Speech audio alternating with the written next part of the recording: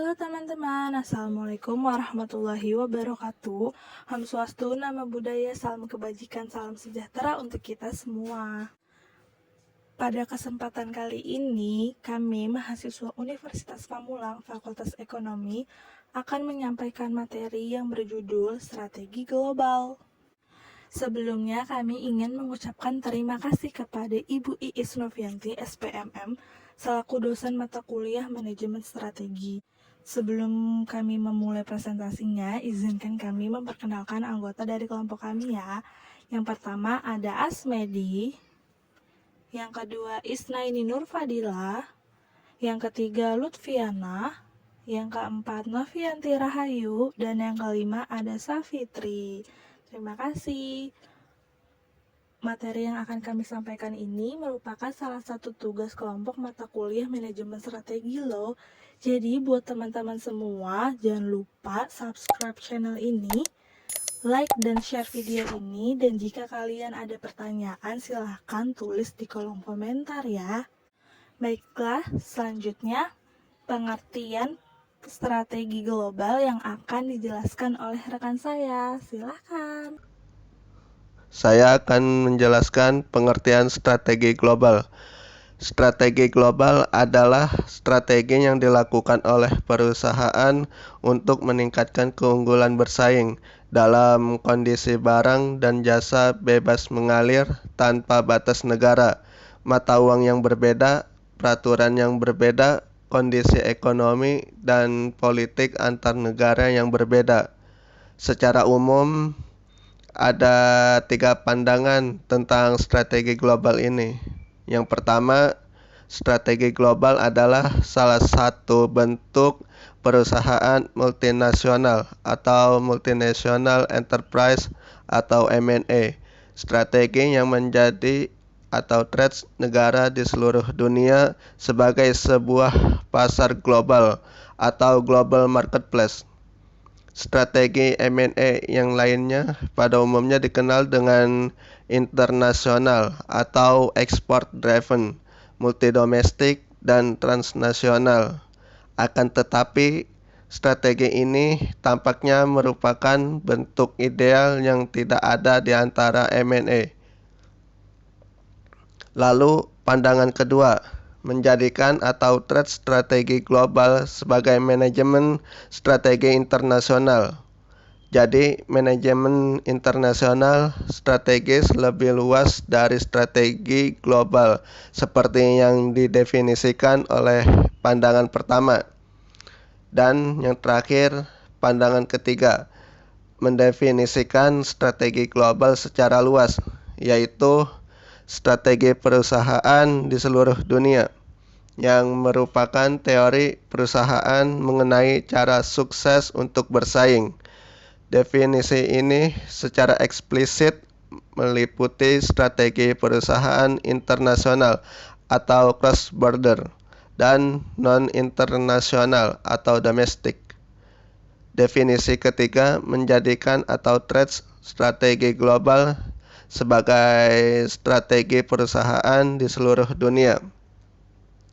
Dengan kata lain, pengertian strategi global tidak didefinisikan secara sempit atau tidak relevan atau pandangan pertama, atau menyamakan strategi global dengan manajemen strategis internasional atau pandangan kedua.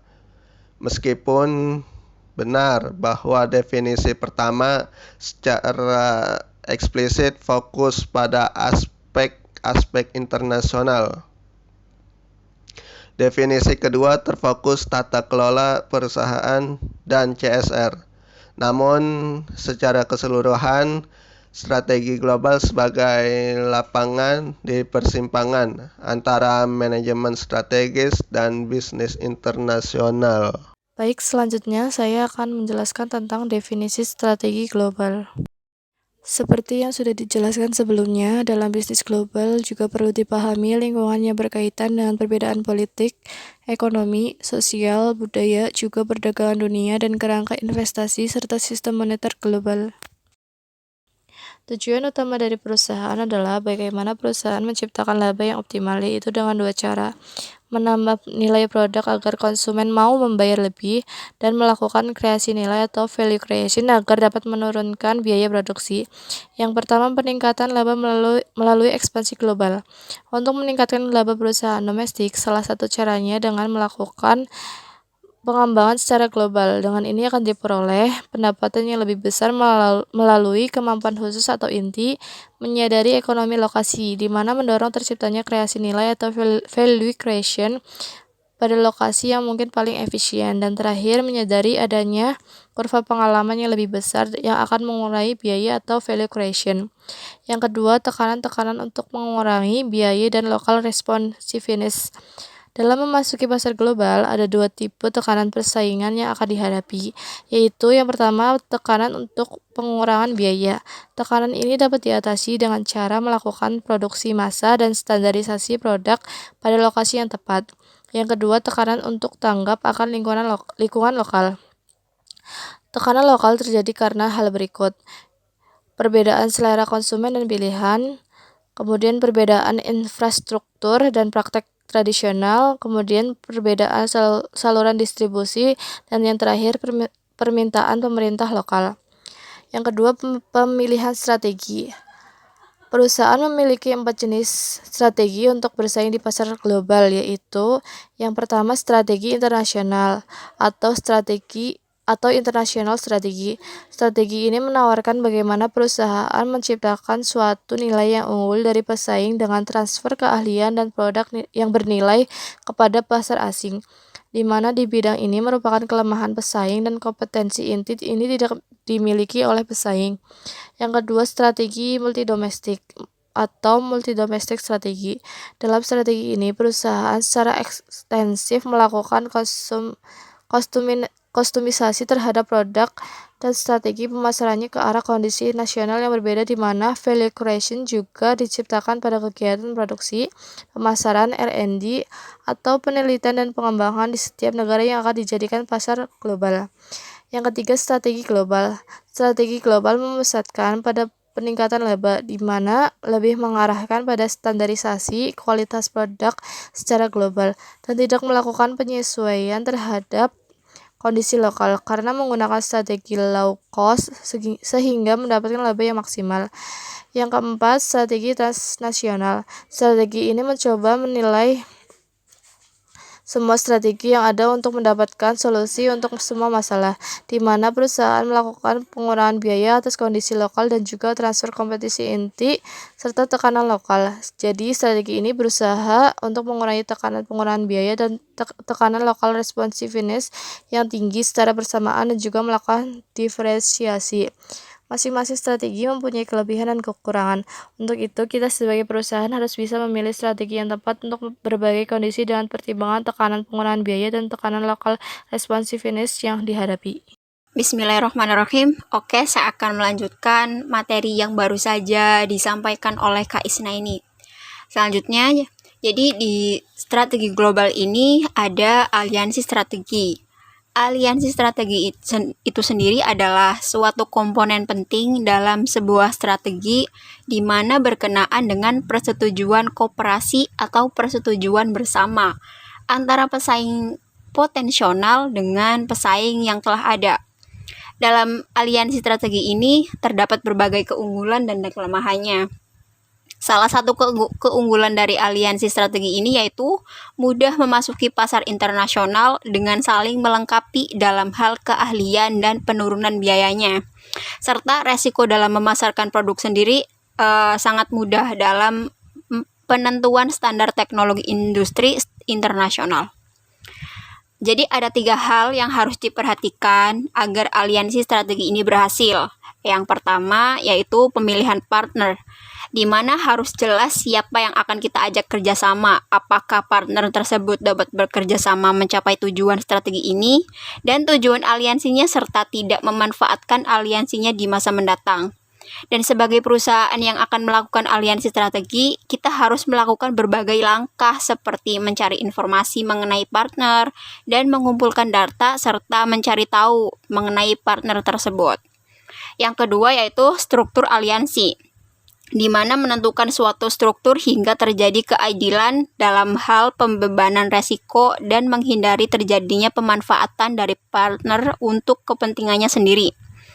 Yang ketiga yaitu penanganan aliansi. Dalam hal ini dapat dilakukan penanganan dengan teknologi atau dengan penetapan kontrak, di mana terjadi persetujuan atau kesepakatan yang jelas, adil antara perusahaan dengan partnernya, dengan komitmen yang mantap agar tidak terjadi resiko yang tidak diinginkan. Selanjutnya dalam strategi global juga ada memasuki pasar asing. Jadi ada 6 cara yang berbeda yang dapat digunakan perusahaan atau dilakukan oleh perusahaan dalam memasuki pasar internasional. Yang pertama yaitu ekspor. Kegiatan ekspor sendiri merupakan kegiatan yang banyak dilakukan perusahaan untuk mengembangkan bisnisnya di pasar global. Kegiatan ekspor memiliki kelebihan dan kekurangan.